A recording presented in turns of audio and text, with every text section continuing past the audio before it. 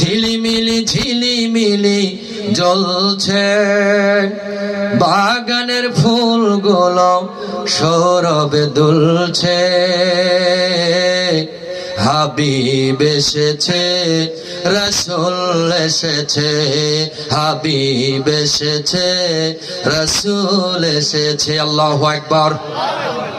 ধন্য ধন্য সেই হয়েছে যে নবীকে ভালোবেসেছে। সুবহানাল্লাহ পড়ে। হুব্বে রাসূলিল্লাহ, বুখারীর হাদিস। হুব্বে রাসূলিল্লাহ। ধন্য ধন্য সেই হয়েছে যে নবীকে ভালোবেসেছে।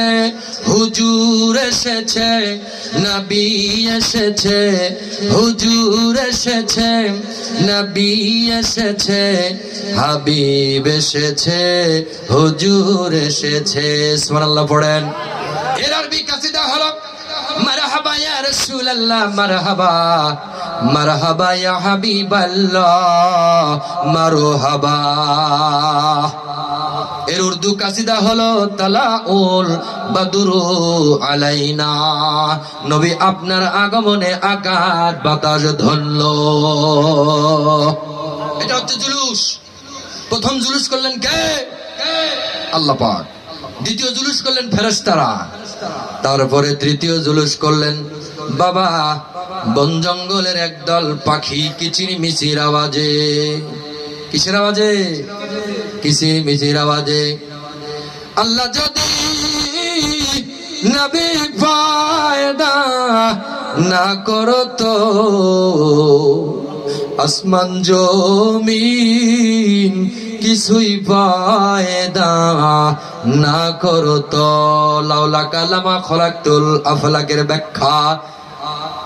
বাগানের ফুলগুলো দুলতেছে।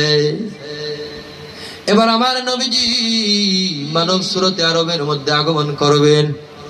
আমিনা আলাইহিস সালাম বলেন, আমার পেটের মধ্যে আমার সন্তান আছে কিনা এমন ভাব বোঝা যায় না, কারণ নবী তো আমাদের মতো রক্ত মাংসের না, আমাদের মতো সিস্টেমে আসে নাই, কারণ আমার নবী হচ্ছে একখণ্ড নূর। সুবহানাল্লাহ পড়েন।